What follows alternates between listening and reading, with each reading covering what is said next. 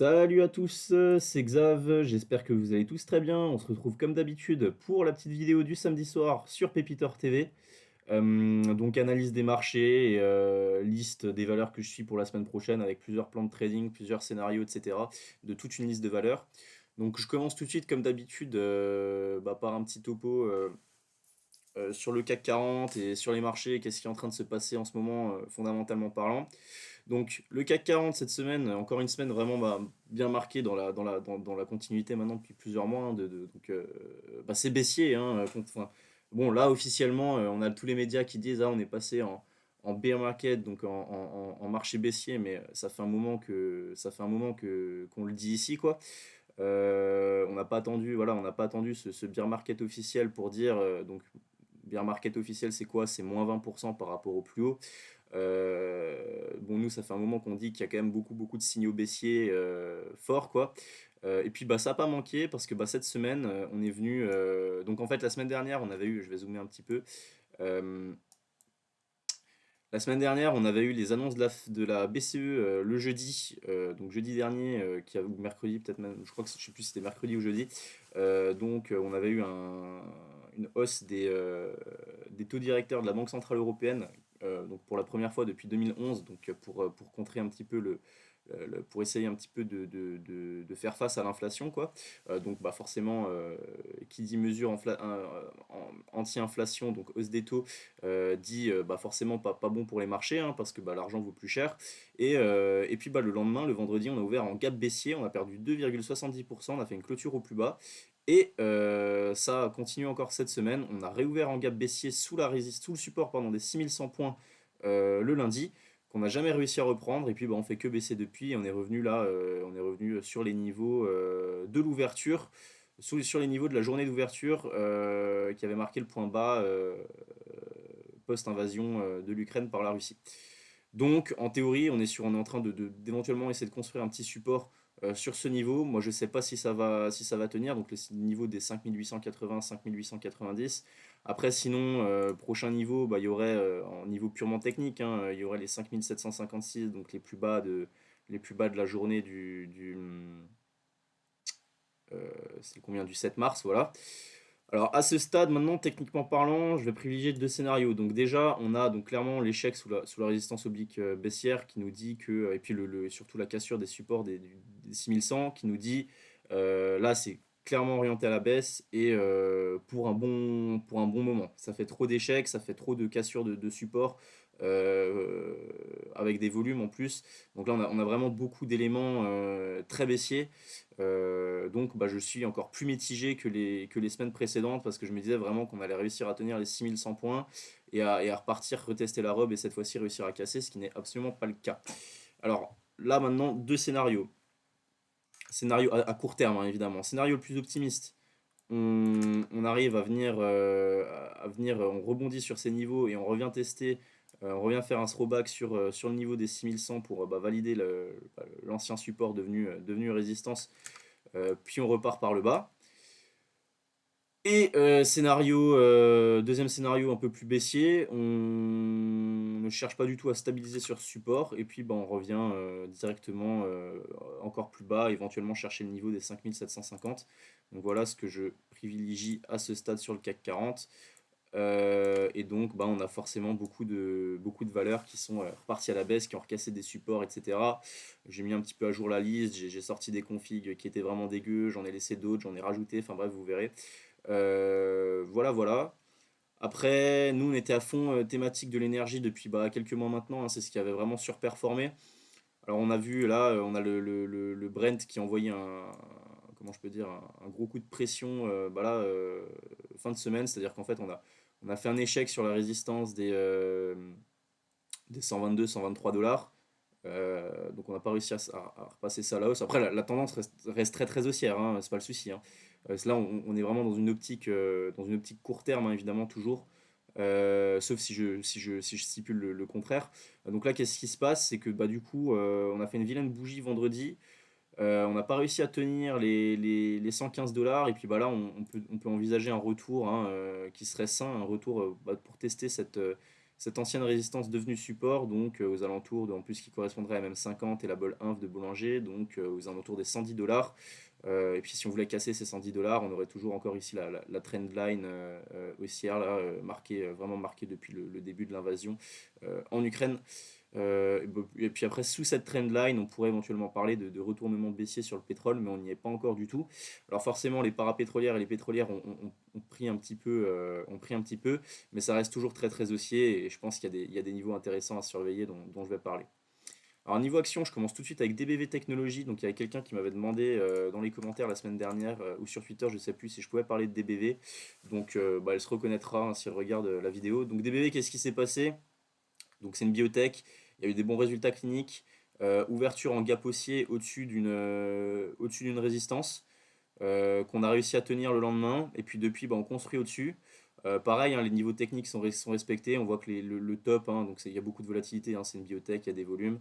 Le top correspond grosso modo à un niveau qu'on avait travaillé en novembre, donc l'année dernière, en novembre 2021, octobre-novembre 2021, on voit que ça est respecté, et puis maintenant on construit entre, on est un petit peu, on voit qu'on a environ retracé la moitié la moitié de la hausse, et puis bah, on est en train de stabiliser tranquillement sur la MM7. Maintenant, à voir si on arrive à repartir. Toujours pareil, pour moi, ça deviendrait intéressant si on vient à ce stade, hein, si on vient taper la MM20, ou voir bah, si on revient encore tester le support des 3,20 €, et sinon on aura un vrai signal haussier si on vient passer les 5,40. Voilà pour DBV Technologies. Galapagos qui a cassé, qui allait faire un petit tour sous sa MM200, et qui a bien réagi sur le support des 49,60 €, 49,70 €. On voit belle bougie. Donc maintenant, c'est vraiment la zone impérative à tenir. On s'est quand même bien réorienté à la baisse. Bon, à ce stade, ça reste un graphique qui est encore assez neutre dans le sens où on est assez neutre à moyen terme, hein. Évidemment, à court terme, on voit que c'est baissier par rapport aux moyennes mobiles de plus court terme. Moi, à moyen terme, on est peut-être dans une zone un petit peu d'accumulation, dans le sens où on voit que on est aux alentours, on est sur un support, on est aux alentours de la MM200 qui est plate. Donc disons qu'il y a plus dégueulasse que ça comme graphique. Et puis bah pareil, toujours pareil, là quelqu'un qui s'intéresse à la valeur, j'estime que c'est un bon point d'achat avec un stop facile à placer, voilà, sous 49-48 €. Faut pas hésiter à se barrer parce que bah, les probabilités seront plus du tout en votre faveur.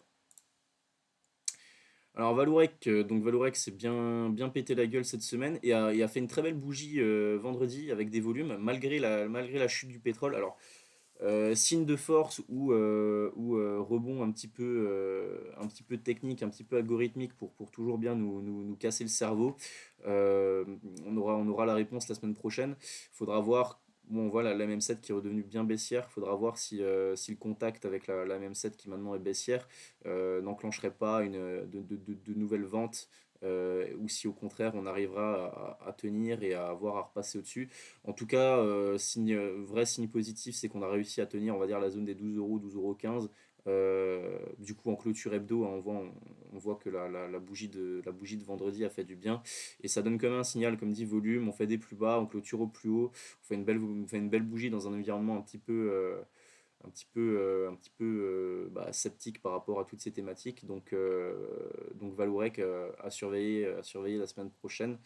Et puis après, sinon, si vraiment vous voulez aller consolider plus bas, je vais vous donner, pour moi, il y aura une zone d'achat. Si vraiment vous voulez revenir sur aux alentours des 10,50 €, je pense, voire 10,50 €, 11 €, ça pourrait peut-être être intéressant pour reprendre un petit peu de Valourec. Eurobioscientifique, toujours ce magnifique graphique, hein. Donc là, ça, on pourra le ressortir dans les livres d'analyse technique plus tard. Donc échec sur robe, bon, on est tranquillement en train de retourner vers le support. On a fait une belle bougie vendredi, il y a eu un petit peu des volumes. Mais moi, je préfère attendre la zone entre 17,30 € et 17 € pour éventuellement se positionner. Toujours pour jouer le scénario du on revient sur le support, on rebondit direction de la résistance, que cette fois-ci, bah, comme on arrivera en fin de figure pardon, et qu'on est des humains et qu'on essaie de toujours rester positif, on privilégie toujours le scénario positif qui serait de revenir taper la résistance de réussir à la passer comme on est en fin de figure et derrière de repartir, de reconstruire quelque chose de nouveau, plutôt que le scénario baissier qu'il faut toujours envisager et accepter de prendre en compte, qui serait on revient sur le support, on achète le support mais malheureusement le plan ne se réalise pas, on part par le bas et puis bah, on sort parce que notre plan est caduc.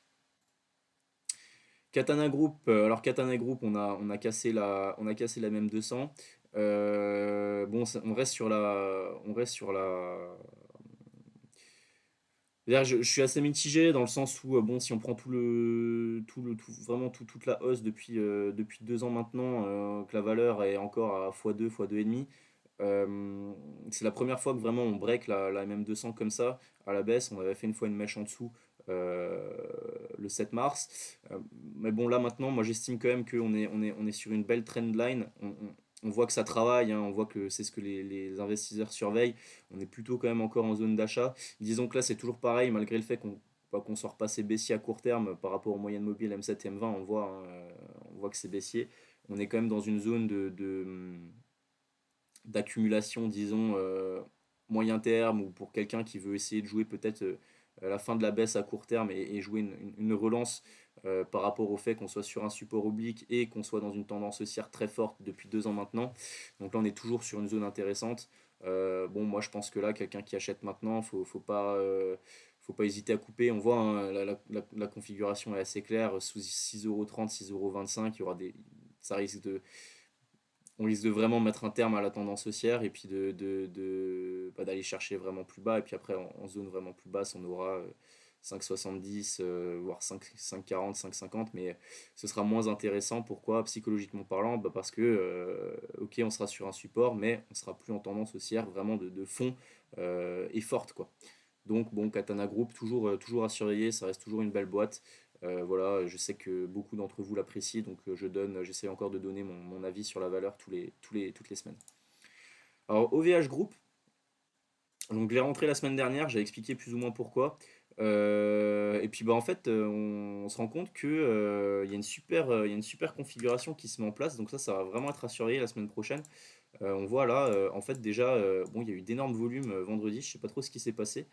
En tout cas, là, moi, c'est une valeur qui va sûrement m'intéresser lundi, là, tout de suite à l'ouverture.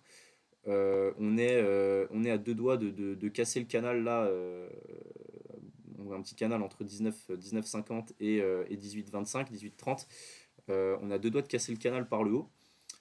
Alors que bon, la valeur tient plutôt bien sur les 3 dernières semaines. Donc on tient bien le support dans le sens où, enfin, si on compare au CAC 40 qui lui casse quoi, par le bas.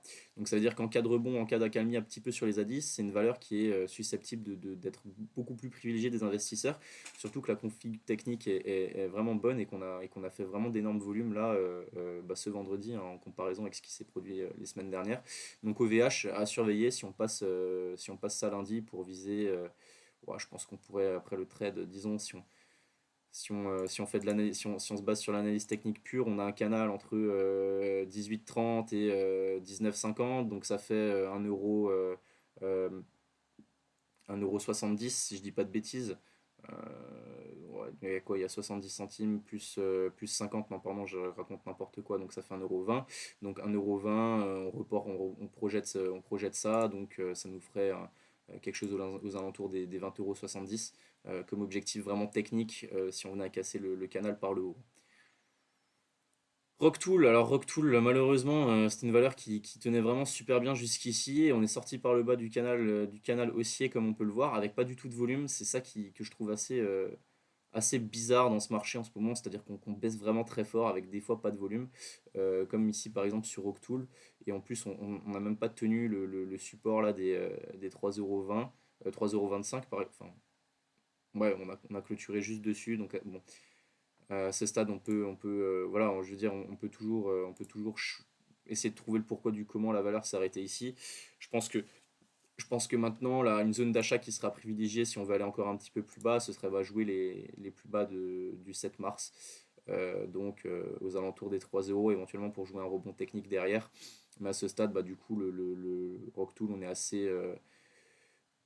avis assez mitigé. J'avais repris la valeur avant de faire la vidéo en weekly, voir si on voyait quelque chose. Bon, on voit pas grand-chose, si ce n'est qu'on est plutôt sur une zone de support et qu'on reteste la même 200, quoi. Par contre, en mensuel, alors après, bon, la donnée mensuelle, c'est bizarre, quoi, mais enfin, c'est pas quelque chose que j'utilise vraiment beaucoup, mais des fois, ça donne une indication quand même sur si on est vraiment sur un support fort ou quoi.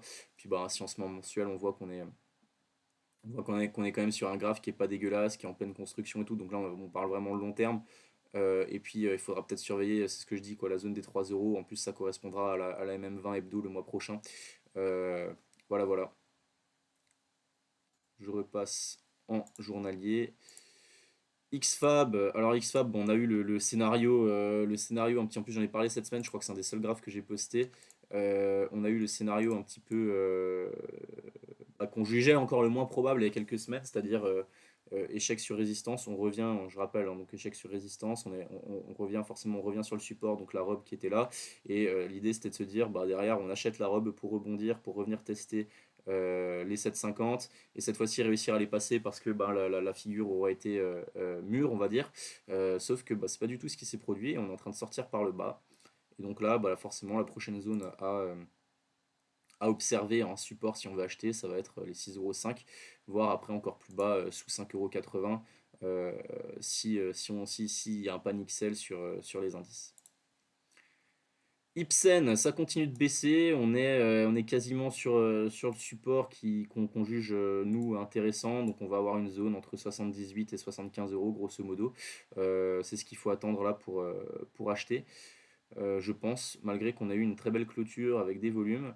À voir, à voir. Je continue à dire, on peut déjà, pour quelqu'un qui veut, là, Ipsen, on parle plus d'une valeur, ça bouge un peu moins vite. Je pense qu'on parle plus à des gens qui vont être un petit peu moyen terme, qui regardent leur graphique une fois par semaine, qui regardent leur compte une fois par semaine, parce que je sais qu'il y en a beaucoup qui suivent ces vidéos. Donc, comme dit, j'essaie de diversifier pour faire plaisir à tout le monde. Donc là, Ipsen, on est plus sur une valeur pour les moyens termistes, pour les gens un petit peu qui aiment un peu moins les sensations fortes. Alors on peut très bien commencer à se dire, hein, si le plan c'est de se dire j'achète le support et je sors une fois que si les probabilités sont plus de mon côté, on peut très bien se dire, bah, plutôt que de prendre le risque de ne pas acheter parce que ben, il y a des chances qu'on n'aille jamais vraiment sur cette zone d'achat pile. Ben, on peut très bien se dire on commence une ligne maintenant et puis on renforce si on revient vraiment sur le support et éventuellement on sort si le plan venait à être caduque. Puis après bah, l'objectif si on achète maintenant ça va être de jouer un retour sur 92-95 € éventuellement. Athos, c'est dégueulasse, ça continue à. Bon, bah, les news n'ont pas été, voilà, les news ont pas été bonnes. Les dirigeants ont fait un peu de la merde, hein. On va pas se mentir. C'est vraiment la catastrophe Athos. Alors là, je donne juste en mensuel. Si on se met en mensuel, on voit qu'on n'est pas loin des plus bas de 2008, là, aux alentours entre 11 € et 10 € quoi, grosso modo. Donc, éventuellement, mais ça ferait quand même encore du 15, en bon 10-15% de baisse. Donc, attention, mais Athos, on est peut-être. Alors là, c'est vraiment très très baissier. Ça va plus être pour jouer du petit rebond technique si on vient sur la zone des 11,50 € pour les traders ou les spéculateurs avertis, quoi, hein. Donc là, vous pouvez vous mettre en gros, hein, moi je vois bien la zone là, voilà, on va dire 11,60 €, hein. Vous pouvez éventuellement vous mettre une petite alerte pour jouer un rebond technique, mais ne pas hésiter à sortir si ça part pas dans votre sens, évidemment. Mais quelle catastrophe, franchement, Athos, quelle destruction de valeur, enfin ça c'est vraiment, vraiment dégueulasse. Elior Group, comme la plupart des valeurs, hein, elle s'est fait défoncer par. Bah, là, lundi, on a fait une journée à -20, enfin vraiment n'importe quoi, c'est vraiment un délire. Donc comme ça, hein, c'est juste CAC 40 en gap baissier à -2,5, bah, vous avez -20 sur Elior. Bon point positif, c'est que maintenant, toujours essayer de positiver, c'est qu'à ce stade, on va dire que bah, du coup, on est sorti clairement de ce biseau bah, par le bas. Donc ça, éventuellement la résistance oblique, on peut toujours la laisser. Le support oblique, je ne pense pas. Par contre, on peut envisager éventuellement, comme là, on a réussi à tenir quand même le support des 2 euros, des 2,45 €. On peut éventuellement envisager un, un range un peu comme ça, voire une sorte de. C'est un scénario, hein, donc là, à ce stade, hein, on verra comment ça évolue les semaines prochaines, mais il faut essayer d'anticiper des choses. On pourrait éventuellement se dire, maintenant, la valeur va vouloir construire dans un range comme ça, ou au moins faire un rebond en direction de la résistance oblique ici. Donc disons que c'est le scénario, je pense qu'il faut privilégier tant qu'on tient les 2,50 €. Si la valeur vous intéresse pour jouer ce type de scénario-là, il faut juste faire très attention si on revient tester 2,30, 2,25, je pense qu'il faudra pas hésiter à se barrer. Alors LVMH, donc pareil, on est sur première fois que j'en parle, je crois, dans la vidéo, mais on est sur un gros support. Donc en fait, LVMH, il faut bien se rendre compte que c'est un petit peu là, avec pareil, j'ai rentré Total Energy, donc c'est un petit peu les locomotives du CAC 40, donc le luxe et l'énergie. Et en fait, on est un petit peu on est un petit peu à la croisée des chemins, c'est-à-dire qu'on est vraiment sur un gros support là qui correspond au plus bas de l'Ukraine et qu'on était en plus revenu tester là fin mai. On est encore dessus maintenant. Vu la pression baissière sur les indices, il y a vraiment des chances que ça casse. Et si vous avez LVMH qui casse ça, c'est-à-dire que vous ouvrez un nouveau potentiel baissier assez important en direction, je pense au moins de la zone des 470-480 €. Et bah, du coup, ça veut dire quoi? C'est-à-dire que si vous avez encore une valeur comme LVMH qui perd, je sais pas moi, qui perd qui perd encore une dizaine, allez, on va dire une dizaine de pourcents, si vous avez les matchs qui perd encore une dizaine de pourcents, bah je veux dire, ça va tirer tout le CAC 40 encore à la baisse. Et voilà, c'est dégueulasse, c'est baissier. Il y a vraiment beaucoup d'incertitudes. On est vraiment à la croisée des chemins. Et j'aime pas du tout cette configuration. Je me méfie, quoi. Je pense que le VMH, il y a vraiment de grandes chances que ça casse par le bas, quoi. Et qu'on ouvre un nouveau potentiel baissier sur la valeur. Après, toujours pareil, dans une optique de trading, dans une optique toujours de raisonnement un petit peu probabiliste par rapport aux mathématiques, par rapport à l'analyse technique, on achète le support qui est ici. Au cas où le scénario baissier ne se réaliserait pas et qu'on veuille rebondir en direction de la robe ici, on achète le support et puis on a un stop très très facile, quoi, à placer. Voilà. Alors j'ai pas enlevé de run volt, mais je me suis pas. Mon scénario, c'est complètement. Je voulais l'enlever, mais bon, bah, le scénario dont je parlais la semaine dernière, d'éventuellement rebondir sur la même 20 et repartir, comme on avait eu une hausse très forte et soutenue par des volumes, bah, c'est pas du tout produit. Lundi, on a ouvert, on a fait une journée à, je crois, moins 20% et quelques, un truc comme ça, moins 17. On voit, hein, hausse avec beaucoup de volume, baisse littéralement sans aucun volume. Et puis bah à ce stade, ça ne doit plus vous intéresser. Normalement, si vous avez tenté la même 20, enfin sur une bougie comme ça, bon c'est une valeur, on sait que c'est très spécu, hein, c'est une grosse dope, j'avertis toutes les semaines. Alors, bah, si vous avez tenté ça, normalement vous êtes fait sortir en cours de journée ou en clôture. Je ne me fais pas trop de soucis. Normalement, avec la prévention que je fais, les gens qui sont sur ce genre de valeur sont des gens un minimum expérimentés, un minimum avertis. Donc je pense que normalement, vous savez ce que vous faites. Si vous allez sur ce genre de valeur, inconsciemment, si vous êtes incité à y aller par rapport aux vidéos que je fais, normalement vous êtes suffisamment averti pour savoir que c'est de la merde et savoir comment gérer ce genre de choses. Voilà, voilà. Eritech, pareil, c'était des valeurs, des scénarios un peu plus spéculatifs que je proposais. Bah, on a cassé les 1,10 € hein, sous lesquels je préconisais de vraiment avoir un stop. Et puis bah, ça n'a pas manqué, hein. J'espère que s'il y en a qui en avaient, bah, vous êtes sortis. Bah, parce qu'on voit, on casse les indices et derrière on repart à la baisse. Donc Eritech, malgré le fait que la valeur vaille, je sais pas, ça vaut je sais pas combien en dessous de sa trésorerie, a décidé d'encore baisser. Donc bah, si le marché estime que Eritech doit encore baisser et peut-être un jour valoir moitié moins que ce qu'ils ont sur leur compte en banque, ah bah, c'est que le marché a raison. Voilà, voilà. Technip Energy. Alors Technip Energy, c'est fait aussi défoncer cette semaine, mais un petit peu, bah voilà, comme toutes les valeurs un peu axées énergie, pétrole, etc. Peut-être un peu trop vite parce que je pense qu'il y aurait ça aurait dû au moins stabiliser sur cette zone là des 12,10 € et la MM200. Donc peut-être que je pense, hein, comme ça reste assez haussier quand même encore à ce stade, je pense que ça devrait peut-être rebondir et tenir cette zone la semaine prochaine, voire se stabiliser et après en attendant de trouver soit un moyen de repartir par le haut, soit de repartir par le bas.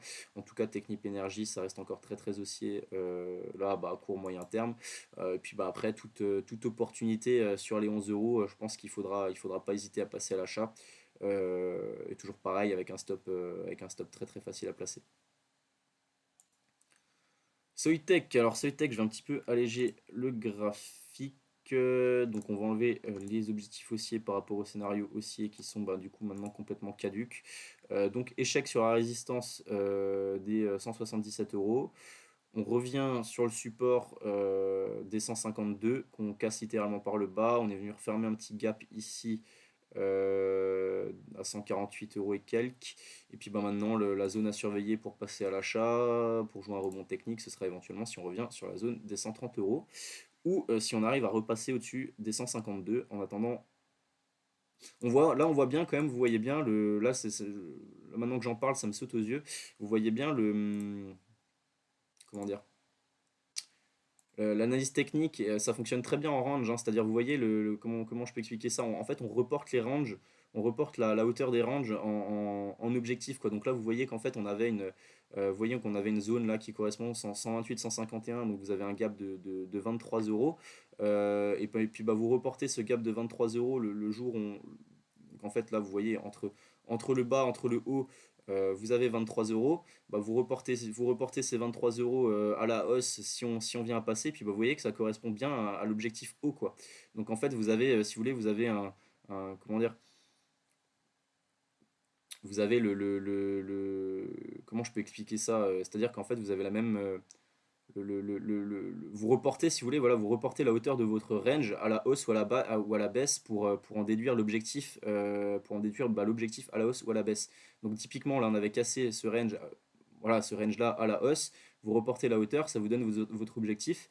Et on voit qu'ici, ça a vraiment parfaitement fonctionné. Et là, maintenant, pareil, vous cassez ce range-là par le bas. Donc en théorie, en théorie, clairement, ça vous donne une zone d'objectif à la baisse des 128, 129 euros pour derrière reprendre des titres et rejouer le range à la hausse. Donc là, on a vraiment un super exemple pareil d'analyse technique et ça, c'est pareil à mettre dans les livres. J'espère que je me suis bien fait comprendre. Des fois, quand je parle un peu vite comme ça et que j'ai beaucoup de valeur à présenter, j'en perds un petit peu mes mots, mais je pense que vous avez vraiment compris ce que j'ai dit. Et puis sinon, s'il y a une question par rapport à ça, j'y répondrai en commentaire, il n'y a pas de souci, vous me le dites. Stellantis, on a pareil le scénario haussier que nous on privilégiait, c'est-à-dire échec sur résistance, on revient tester le bas de la figure et on repart, parce on est des humains, on est haussier, n'a pas fonctionné, donc là on voit hein, clairement gap sous le support, faut se barrer parce que derrière ça fait que baisser. Alors que à ce stade, on est un petit peu, on pourrait se dire, on est en train éventuellement de travailler un petit support là sur les 12,10 €. Si on casse ça par le bas, l'objectif sera donc les plus bas de mars à 11,25 € à peu près. BNP Paribas, même scénario, même chose quoi, quasiment. Enfin, on voit, hein, c'est quasiment le même graphe que non, quand même pas. Euh, je compare, je sais pas, BNP Paribas, c'était une autre Crédit Agricole, je sais plus, mais bon, bref. En tout cas, même son de cloche, c'est-à-dire qu'on est en train de casser la figure par le bas. Et puis clairement, après, on aurait des objectifs baissiers qui seraient au moins la zone des 45 euros, premièrement. Et puis après, sinon, si on voulait venir plus bas, il y aurait les 42 euros.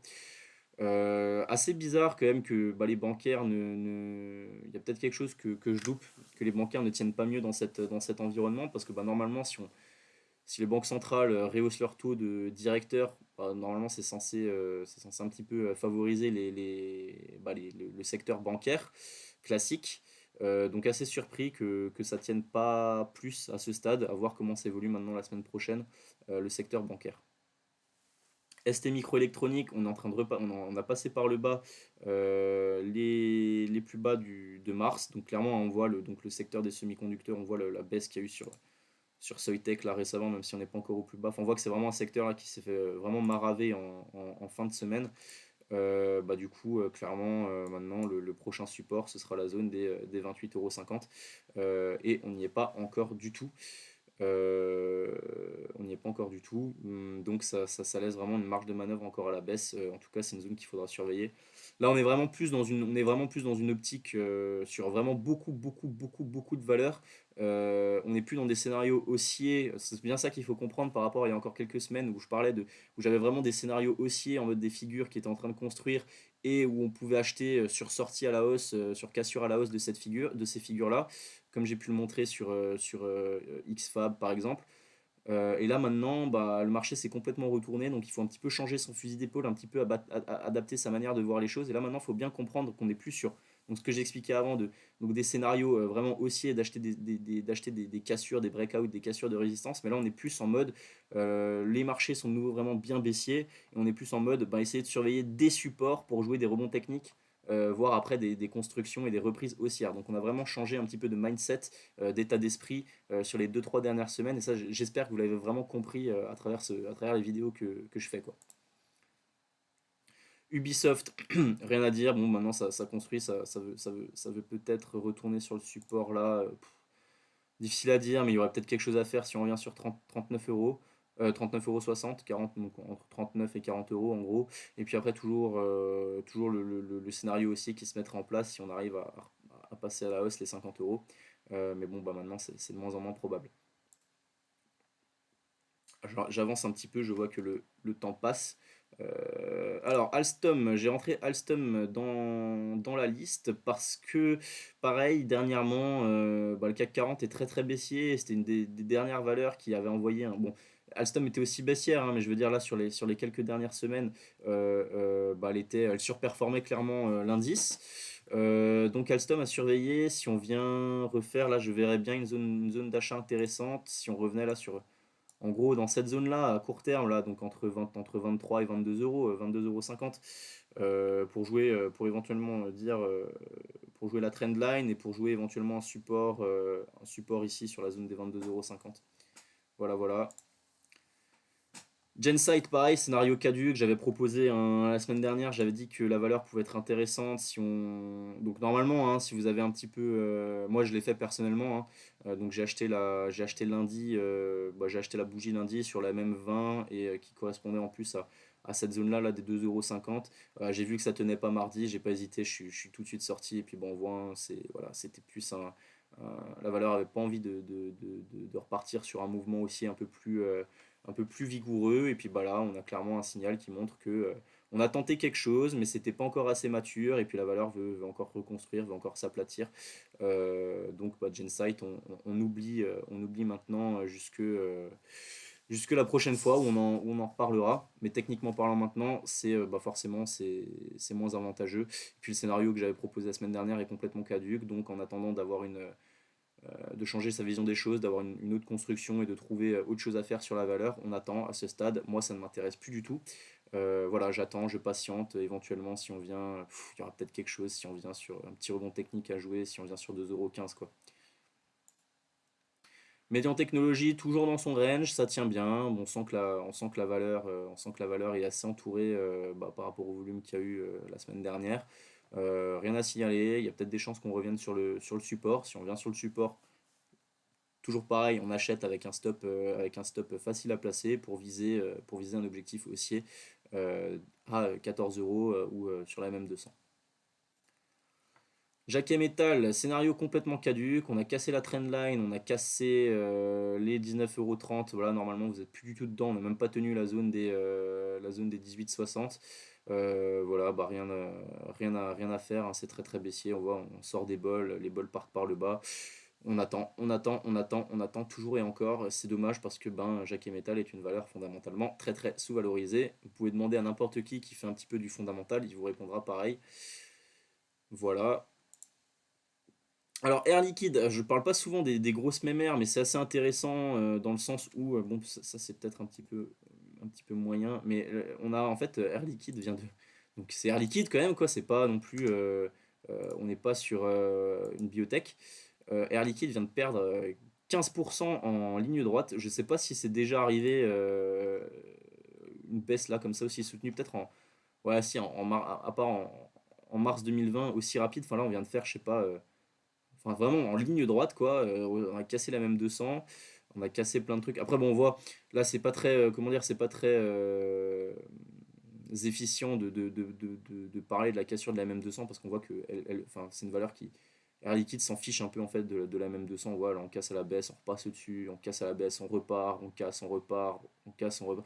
Elle réagit pas très bien sur sa MM200, donc des fois il y a des valeurs, pas forcément quelque chose qu'il faut regarder. Par contre, clairement, là, si on revient sur cette trendline ici, là, aux alentours des 120, bon là, ça correspondra à 126, 127. Ça pourrait être intéressant pour jouer un rebond technique. Pour les moyens termes, pour les moyens termistes et les longs termistes, enfin, je veux dire, ça reste quand même Air Liquide. C'est sûrement une des plus belles valeurs avec, je sais pas moi, Total Energy, peut-être LVMH, qu'on a sur la côte, sur la côte parisienne. Donc Air Liquide, si vous êtes long-termiste, que vous êtes en mode je me construis mon patrimoine à très long terme avec des actions en fonds de portefeuille que je ne regarde quasiment jamais, clairement, bah, Air Liquide à 128 euros, techniquement parlant, là, dans ces conditions, ça doit vous mettre la puce à l'oreille, ça doit vous intéresser. Donc c'est pour ça que j'en parle cette semaine. Et puis même pour les plus court-termistes, hein, pour jouer du rebond technique de 5, 6, 7%, c'est tout à fait possible, hein, vu la baisse qu'elle s'est mangée en ligne droite, quoi. Je passe à SO. Alors SO, pareil, à la croisée des chemins. On a tenu la trendline ici, donc on a fait un double échec sur les 65 euros. On est en bas de figure. Elle a plutôt bien tenu malgré la chute de quasiment 6% du pétrole. Bah, qu'est-ce que je peux dire si ce n'est que bah, il y aurait moyen, je pense, à court terme d'en avoir un petit peu plus bas si elle voulait bien revenir sur les 48 euros. Ça pourrait être très intéressant si elle venait à casser cette figure par le bas, hein, évidemment 48 euros. Sinon, bah, tant qu'on tient, le scénario à privilégier, c'est toujours rebond sur le support et on revient tester 65 euros. Techniquement parlant, c'est ce qui serait censé se faire maintenant dans des conditions normales. Après, si maintenant lundi le pétrole repère encore 5%, c'est pas dit qu'on arrive à tenir. Même si SO, ça dépend plus, on va dire, comment dire, c'est un raffineur, donc en réalité, bon, le pétrole qu'ils achètent maintenant, c'est du pétrole qu'ils raffineront pas tout de suite, hein, parce qu'il faut d'abord qu'ils écoulent les stocks qu'ils ont déjà achetés les années précédentes, les mois précédents, moins cher. Après, c'est surtout sur SO, c'est surtout les marges de raffinage qu'il faut surveiller. Si vous ne savez pas ce que c'est, je vous incite, on va pas en parler là parce que j'ai pas le temps, mais je vous incite très fortement à aller vous renseigner et vous verrez que vous allez voir SO sous un tout autre angle. Voilà, voilà. Et puis, bon, ça reste assez neutre à court terme. Et puis après, si on se base sur le moyen terme, on voit que c'est encore très très haussier, hein. Donc, bon, je ne m'inquiète pas trop à ce stade encore sur SO. On avait fait un échec sur les 145 euros. On est revenu tester le support, là, ici, des 115. J'en ai parlé en plus sur Twitter. Ça a pas du tout, bah, le support n'a pas du tout tenu, hein. J'avais dit que c'était une zone importante qu'il fallait rebondir et que si ça passait pas, bah, c'était un petit peu plus. Bah, le scénario de retour sur la résistance était remis à plus tard. Puis bah là, on a vu, ça n'a pas manqué, ça n'a pas tenu. Et puis bah, maintenant, on the way to la MM200. Donc là, zone maintenant que je vous regarde, zone qui pourrait être intéressante. Pourquoi? Parce que on a ça. Ici, le pic. Oh purée, pourquoi il bug mon logiciel? On a ce. Bon, bref, on a ce petit pic là, on a la mèche là à 98, qu'on était venu retester ici le 22 février donc 2022, pareil à 98. Et puis bah là, on aurait une zone intéressante qui en plus correspondrait à la même 200. Donc c'est ce qu'il va falloir surveiller la semaine prochaine pour jouer. Pareil, à ce stade, ça restera toujours du rebond technique car la tendance, vraiment court terme, même bientôt moyen terme, est en train de vraiment repasser baissière, quoi. Il faudra vraiment tenir cette zone là si on y va. Morel et Prom, bah, s'est fait découper la baisse du baril, hein. Donc Morel et Prom, valeur qui est directement impactée, hein, parce que bah, je crois que 98% de son chiffre d'affaires c'est euh, l'extraction et la vente de pétrole brut. Donc Morel et Prom est un pur producteur de pétrole, c'est pas un raffineur comme Esso, c'est pas une parapétrolière comme Valourec ou comme CGG, c'est vraiment un producteur pur et dur qui ne fait que du pétrole.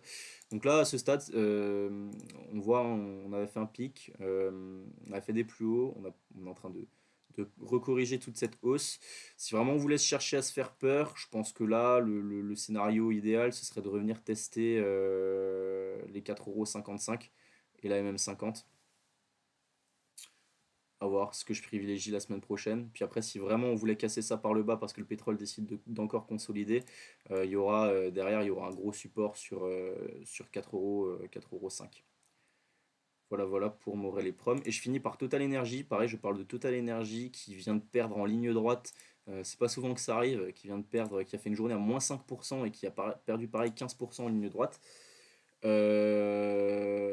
y aura cette zone-là vraiment à surveiller. Pour les traders, ce sera pour jouer du rebond technique, donc pour les traders ou pour les investisseurs pour plus court-termistes. Pour les moyens long-termistes, Oh, purée, j'ai mon logiciel qui bug, c'est horrible. Ça pourrait être intéressant bah, pour renforcer votre ligne ou pour acheter, pour démarrer quelque chose. Total là qui reviendrait sur la zone des 48 euros, ça pourrait être intéressant.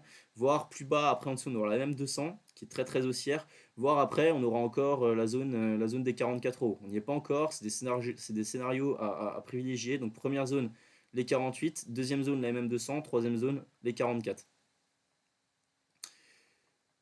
Voilà, voilà, ben, j'ai terminé pour ce mois-ci. J'espère que ça vous aura plu. J'espère que toutes ces vidéos vous aident toujours bah, dans vos investissements, dans votre mindset, bah, que vous êtes toujours aussi, pour certains, impatients de découvrir la vidéo le samedi. Merci beaucoup à tous de me suivre, ça me fait vraiment super plaisir et c'est grâce à vous que je continue tout ça. Et puis, ben, comme d'habitude, n'hésitez pas à partager la vidéo pour la visibilité et à laisser un petit like et un petit commentaire. Franchement, je suis toujours super content de vous lire et ça m'encourage vraiment beaucoup. Donc, merci à vous. Je vous souhaite un très bon week-end et je vous dis à lundi sur Twitter et à la semaine prochaine sur YouTube. Ciao, ciao!